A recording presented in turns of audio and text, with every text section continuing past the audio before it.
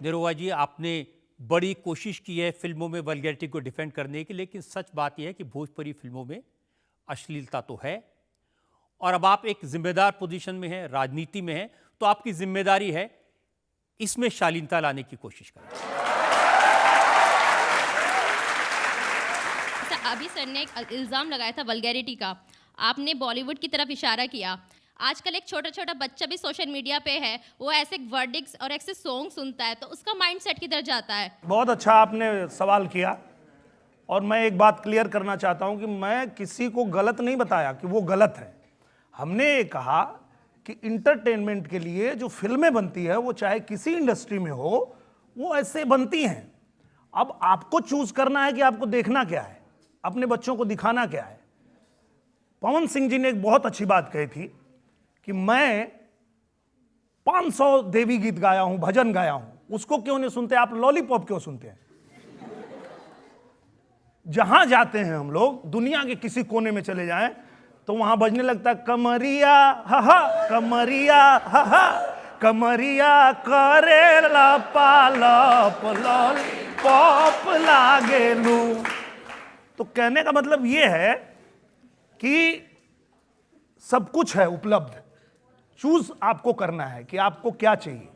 मैं जानती हूँ बिहार में कैसे रिस्पेक्ट से बात करते हैं, या इवन छठ पूजा, ये सारी चीज़ें हैं, बट स्टिल एज बिहारी मुझे ये एक्सप्लेन करना लोगों को बहुत मुश्किल हो जाता है कि बिहार में रिस्पेक्ट से बात करते हैं, अदब से बात करते हैं। सो ये चीज़ें अगर आप प्रमोट नहीं करोगे तो कौन करेगा? मैंने किया है प्रमोट, और मैं आज आपको बताता हूं कि दुनिया में कोई भी आपको अगर ये बोलना चाहे कि आप बिहारी हो, आप भोजपुरी बोलती हो, तो इस बात के लिए कभी शर्मिंदा मत होना।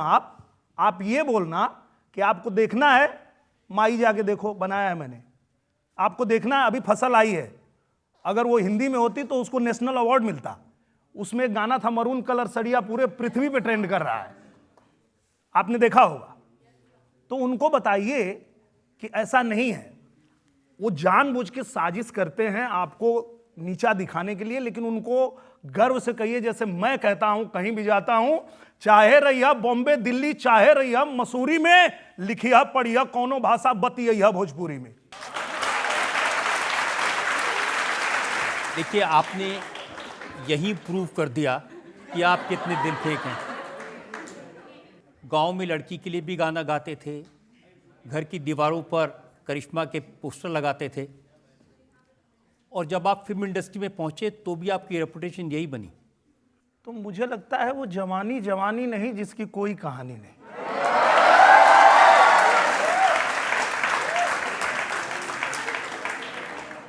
भैया, ये जीवन मिला है, बाद में फिर मिलेगा कि नहीं मिलेगा पता नहीं है। तो हमको ऊपर जाके ये नहीं चाहिए कि भगवान कहें कि भैया तुमको सब कुछ दिया था तो तुम ऐसे ही कहाँ आ गए। तो इसलिए हम तो कोई मौका छोड़ते नहीं हैं। मैं भी मौका नहीं छोड़ूंगा। आपसे पूछ लेता हूं, आम्रपाली से आपका क्या चक्कर है?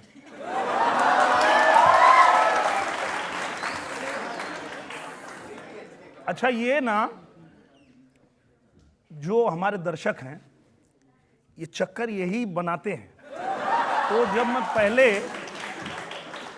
पाखी जी के साथ फिल्में करता था और कहीं स्टेज पे जाता था, तो ऑडियंस बोलती थी, ए भैया तनी भौजी के बुलावा, भौजी के बुलावा। तो वो बोलती थी, अरे ये लोग ऐसा क्यों बोल रहे हैं? हम बोले, आपको पता है ना, बोलने दो, अगर वही बोल के खुश हो रहे हैं तो क्या दिक्कत है। और जब अब आम्रपाली जी के साथ फिल्में बनने लगी, और जब मैं आजमगढ़ में जाता हूँ, अब मैं चुनाव प्रचार में हूँ, और जनता बोलती है, दिनेश लाल यादव जिंदाबाद, आम्रपाली भौजी जिंदाबाद। तो मैं बोलता हूं, अरे यार क्यों किसी का जीवन बर्बाद कर रहे हो आप लोग। शादीशुदा हूं, 2 बच्चे हैं मेरे, इतनी खूबसूरत हीरोइन है, वो शादी करेंगी तो किसी मतलब ऐसे व्यक्ति से करेंगी जो उनको पसंद आएगा। आप लोग जबरी उनको क्यों भौजी बना रहे हो? लेकिन सर क्या करें, मतलब जिसके साथ फिल्म करते हैं। पूछा गया कि निरुआ से आपकी क्या दोस्ती है, क्या रिलेशन है, क्या आपकी शादी हो गई है?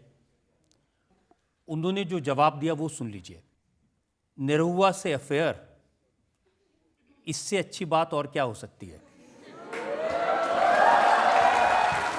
फिर उन्होंने कहा कि इतना अच्छा साथी मिल जाए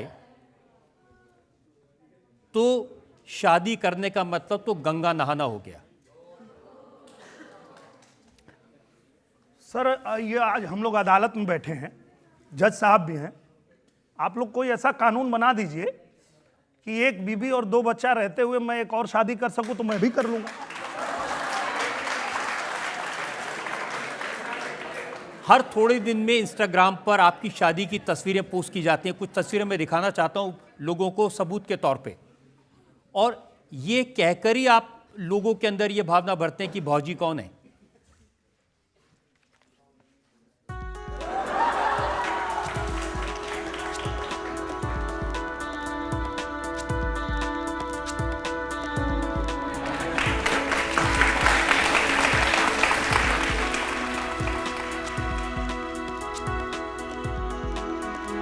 हर थोड़े दिन में ऐसा लगता है कि आपकी शादी हो रही है आम्रपाली से। अब हर फिल्म में शादी होती है, क्या करें। और इस बात से ना मेरी माँ भी बहुत नाराज रहती है। जब मैं गांव जाता हूं तो पहले बुलाती, इधर आ, तो बोलो ना, सुन रहे हैं, नहीं इधर आ, तो नजदीक बुला लेगी और पहले पकड़ लेती है कि भागने ना पाए, और बोलती है एक बात बताओ, जब उससे शादी तुम्हारा एक बार हो गया तो अगला फिल्म में फिर क्यों उसी के लिए लड़ाई करता है? कभी इधर से खून निकलेगा, कभी इधर से गोली लग जाती है, कुछ हो जाता है। तुमको बचपन से पाल पोस के कितना तकलीफ से हम बड़ा किए, तुमको पता है? बोलते अरे माई नकली है वो सब। बोलते अरे नकली है तो एक बार सही है ना, तुम बार बार काहे करता है? तो हम बोले अच्छा ठीक है, हम कोशिश करेंगे, अगला फिल्म में हम बोलेंगे कि शादी मत रखो, बाकी सब रखते हैं।